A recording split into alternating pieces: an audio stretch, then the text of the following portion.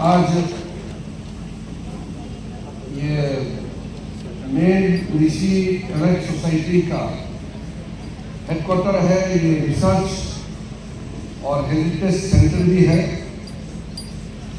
यहाँ मैं, कपिल राव जी, राव गलेरिया जी, हम लोग तीनों अरुणाचल से 3 ही मेंबर ऑफ पार्लियामेंट हैं। हम तीनों को हम लोग 100% यहाँ बुला लिया। तो और भी डिस्ट्रिक्ट में अलग अलग जगह में भी आज ऋषि डे मना रहे हैं। मैं सबको पूरा संपूर्ण अरुणाचल प्रदेश ऋषि समाज से और भी जुड़े हुए जितने भी लोग हैं, सबको भी आज ऋषि डे का अभिनंदन और शुभकामनाएं देना चाहता हूँ।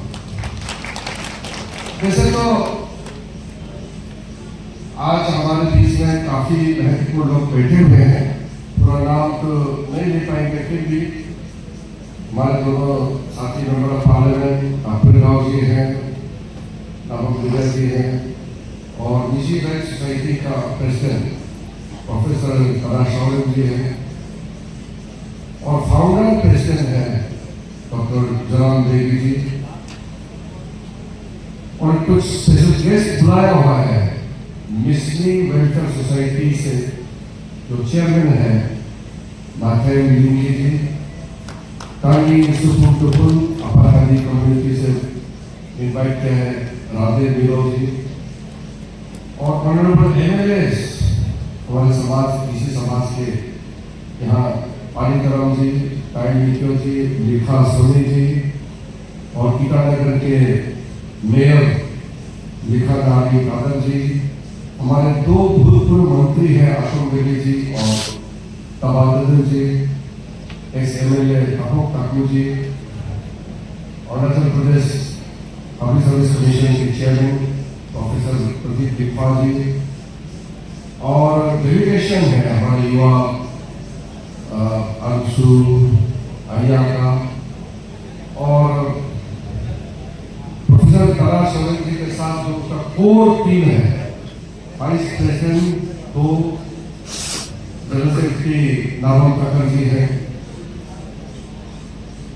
और काफी मात्रा में सीनियर लीडर्स यहाँ बैठे हैं। कुछ नाम मेरे पास है,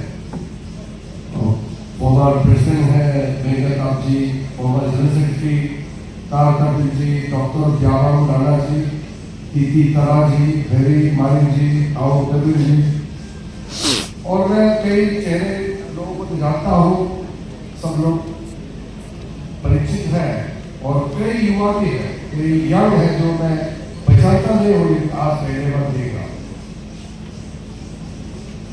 कपिल राव जी ने बहुत सुंदर से ब्रीफली काफी चीज बताया जो महत्वपूर्ण बातें हैं, और Rishi elite society president professor करा शौर्य जी ने बहुत मोटिवेटिंग समाज के लिए और ब्रीफ हिस्टोरिकल पर्सपेक्टिव को बताया। मैं बहुत बात दोहराना नहीं चाहता हूँ, लेकिन क्योंकि आज विशेष करके हम 3 एमपी को यहाँ बुलाया है, तो मैं इतना जरूर कहूँगा कि 20 साल पहले जो हम लोगों ने एक टीम मिलकर के जो काम किया, वो टीम बहुत बड़ा है। गांव-गांव से लेकर के एजुकेटेड ऋषि समाज के काफी लोग, कुछ ऑफिसर्स थे और कुछ पॉलिटिशियंस, ऋषि एलाइट सोसाइटी में काफी बदलाव हो चुके हैं इस बीच में, बहुत मूवमेंट किया। मैं तो देख रहा था उस समय, इतना मुझे क्लोजली इन्वॉल्व करने का मौका नहीं मिला शुरू में, लेकिन जब मैं मेंबर ऑफ पार्लियामेंट बना 2004 में, तो उस समय ऋषि एलाइट सोसाइटी का प्रेसिडेंट, सेक्रेटरी, अंशु का और समाज का काफी सीनियर लोगों का साथ एक बैठक हुआ, और मुझे बहुत इमोशनली बताया है कि आपको ये करना होगा, ये आपको एमपी बनाया है, आपकी जिम्मेदारी है। तो मीटिंग करके हम लोगों ने काफी काम शुरू किया है। कोई भी काम लंबा और उसका कहानी बहुत होता है, अब सबको याद कर नहीं सकता है, लेकिन कुछ पल है जो ऐतिहासिक है। मैंने जब देखा कि जब पूरा किसी समाज दफना नहीं चाहिए, हमको निशी बोलना है, 100% बोलना है, तो फिर क्यों नहीं हो रहा है? ये बहुत बड़ा सवाल था। मैं अपना नाम खुद रखता हूँ और जबरदस्ती हमको दूसरा नाम से बुलाएगा, ये तो हम कैसे एक्सेप्ट कर सकते हैं? जब यहाँ सब लोग ने बोला कि हम लोग दफना नहीं है, फिर भी हम इसे दफना नहीं है, तो ये बड़ा विचित्र बात था। तो जब पार्लियामेंट में हम लोग ने एक बात उठाया धीरे धीरे ऑफिशियल लेवल में, तो ऑफिशियल लेवल में भी सब लोग कागज देख रहे थे, ठीक है, लेकिन क्रिटिकल चीज होता है कहीं कहीं अटक जाता है। और कॉन्स्टिट्यूशन अमेंडमेंट ये कोई आसान नहीं है। हमारा देश का संविधान दुनिया का सबसे बड़ा संविधान है और कॉन्स्टिट्यूशन अमेंडमेंट करना ये 2/3 मेजॉरिटी से अमेंडमेंट होता है और हर चीज फुल स्टॉप कोमा तक देखना पड़ता है। कई ऐसा मिस्टेक हुआ है जो बहुत भारी पड़ा हम लोगों को। पहले कॉन्स्टिट्यूशन अमेंडमेंट में 1951 में मिस्टेक भी हुआ है, अब ये चीज यहाँ होना की फायदा नहीं। लेकिन जब दफला को हटाना है, ये सारा स्टेट का असेंबली से रेजुलेशन, कैबिनेट का रेजुलेशन, पूरा निजी समाज का, फिर बाद में एलिट सोसाइटी का सब तालमेल करके काम किया। तो एसटी कमीशन से, आरजीआई से सारा चीज होने के बाद फाइनली सरकार के पास जब आया तो हमने देखा उसमें 2-3 टेक्निकल चीज जिसके वजह से हो नहीं पा, इसको हमने धीरे धीरे क्लियर किया। फिर हमारे पास 5-6 लेटर आया, मिनिस्टर ट्राइबल अफेयर्स को भी लेटर लिखा कि दफला जो है आप लोग नहीं हटा सकता है, निश्चित लिखना है तो लिखो, लेकिन हम तो दफला ही लिखेगा, ऐसा 5-6 लेटर दिल्ली में आया।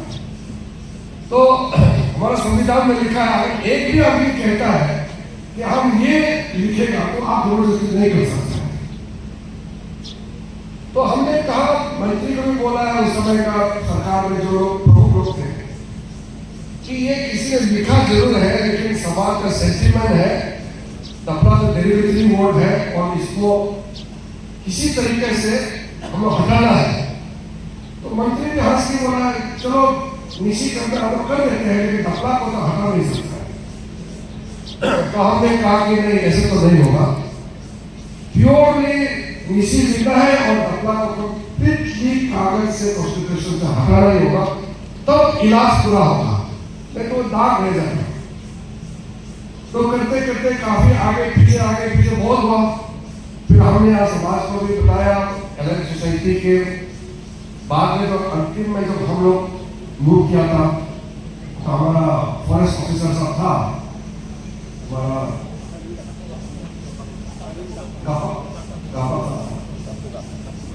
तो गापा साहब को फिर मैंने बताया कि ऐसा है, कुछ तरीका निकालना पड़ेगा। तो हमने रीना साहब को बताया कि सेक्रेटरी को ये डाला है, नहीं तो हम लोग क्योंकि रिकॉर्ड में आ गया है दफला का।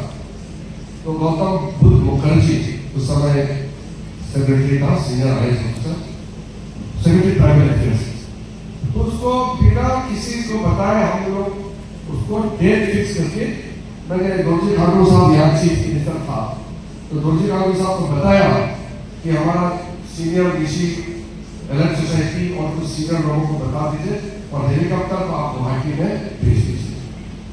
तो सुबह हेलीकॉप्टर को गुवाहाटी भेजा, दिल्ली से गौतम बुद्ध मुखर्जी को लेकर आए। फिर मीडिया साहब भी था उसमें हेलीकॉप्टर में, कला सोरेन साहब खुद उस समय सेक्रेटरी थे, एक प्रोमिनेंट थे, आप थे हेलीकॉप्टर में, और कई मुझे इसे तो याद नहीं है। तो हम लोग सीधा सेप्पा चला गए। तो सेप्पा जा करके हम लोग सेक्रेटरी को बोला ऑन रिकॉर्ड आपको नोट करना होगा।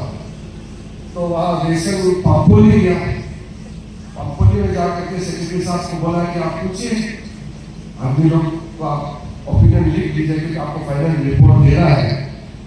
मिनिस्ट्री का, पार्लियामेंट में जाना है तो रिपोर्ट चाहिए। तो उसने वहां बेचारा एक महिला थी, महिला को पूछ दिया, उस महिला को क्या मालूम, वो तो गांव में काम कर रहा है, उसको पकड़ के पूछा कि आप अपने आप को क्या बोलता है? हम लोग तो अपना को बंदी बोलता है। तो हम लोग समझ रहे बंदी तो ऐसे आदमी, हम लोग आदमी है करके बंदी बोलता है, एक्चुअली निशी है। सारा उसको करेक्शन करवाया। फिर अगले दिन हम लोग कोलोनियम गया, फिर कोलोनियम से बाय रोड जगह जगह जगह जगह पूरा फोटोग्राफी रिपोर्ट के साथ करते करते 3 दिन बाद ईटानगर में जाकर के ये काम हुआ। रिपोर्ट देने के बाद अभी राव साहब से तो बताया, पार्लियामेंट में हम लोग बहुत लंबा चर्चा करने नहीं गया और बाकी तो भी भाषण देने ही नहीं गया।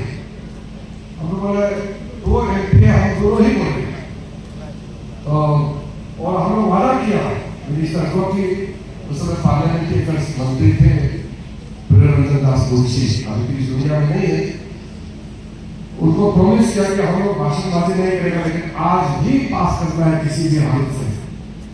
तो राज्यसभा में हम लोग चर्चा नहीं करने का एग्री हो गया। तो रिजा साहब वही थे, तो लोकसभा में लाठी कम बात करके हम लोगों ने उसको पारित करके फिर जब यहाँ आए बहुत धूमधाम के साथ कार्यक्रम किया। बाद में कई हुआ कि 19 मार्च को पास किया था, लेकिन नोटिफिकेशन 19 अप्रैल को देने का निर्णय हुआ। इसलिए बाद में मिनिस्टर और बाकी लोग सब मिल करके यहाँ 19 अप्रैल 2001 को निश्चित डे शुरू हुआ। आज राव साहब ने अपना हंसी खुशी में कंप्लेन कर दिया कि 20 साल के बाद बुलाया है, तो आज तो बहुत बड़ा दिन है। इसीलिए समाज का नामकरण बहुत बड़ा होता है। हम लोग उस समय कहा था कि समाज तो आगे बढ़ते जाएगा, लेकिन उसका नाम, आइडेंटिटी बहुत बड़ा होता है।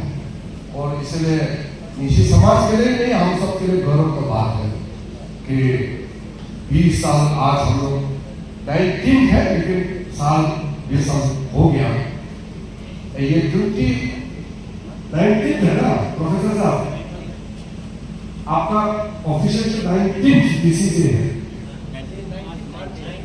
नहीं 19 है साल, तो 20 साल, लेकिन सेलिब्रेशन 19 को इसको इस हिसाब से हम लोग मना रहे हैं।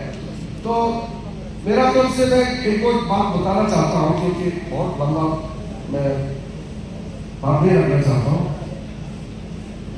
उससे पहले भी एक निश्चित था और 2008 के बाद भी चल रहा है, लेकिन बहुत बदल गया है। आजकल मुझे युवा पीढ़ी को समझाना बहुत कठिन लगता है। हमारे एज ग्रुप या हमसे जो सीनियर है उसको समझाना इजी है, हमसे जो जूनियर है या तो आजकल के जो बच्चे हैं उनको समझाना बड़ा मुश्किल है।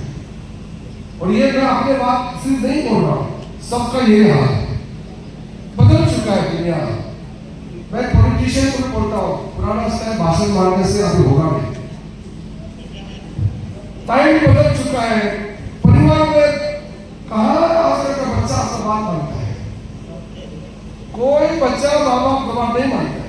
उसके हाथ में रोने से आप मोबाइल फोन दे देगा, उसका टीचर क्या समझेगा, उसका दोस्त क्या बोलेगा। दुनिया बदल चुका है। उस जमाने में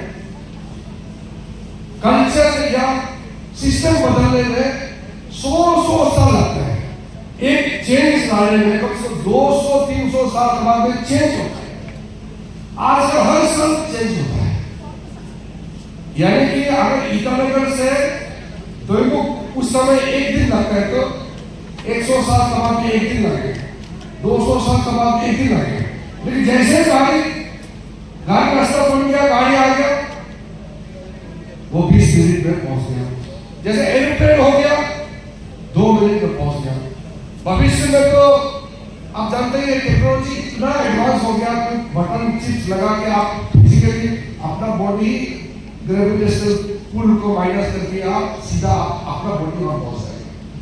तो जो टाइम और टेक्नोलॉजी इतना बदल चुका है, तो ये जब से ऋषि बढ़ा है 2008 और तब से लेकर आज बहुत लोगों ने इसको ख्याल नहीं किया। उस समय मिशी का क्या स्टेटस था और आज मिशी का क्या स्टेटस है। ओवरऑल अरुणाचल प्रदेश स्टेटस बदल चुका है, लेकिन हम मैच्योर हुआ है। लेकिन एक तरीके से देखा जाएगा तो मैं मानता हूं, मैं जिम्मेदारी के साथ हो रहा हूं, आज हम लोग एक क्रॉस रोड में हैं। अगर हम नहीं सुधर पाया तो हम पैसा तो हो जाएगा, अमीर तो बन जाएगा, रास्ता बन जाएगा, फ्लाइट आ जाएगा, बिल्डिंग बन जाएगा, लेकिन हम कल्चरली मॉरली हम बहुत गिर जाएंगे। आप माँ बाप को अपनी इज्जत नहीं दे सकता है, समाज को इज्जत नहीं दे सकता है, अपना भाषा भूल जाएगा, अपना फेस्टिवल नहीं मनाएगा, आप खुद का आइडेंटिटी ही खो जाएगा, तो आप अमीर बन करके पावरफुल बन करके क्या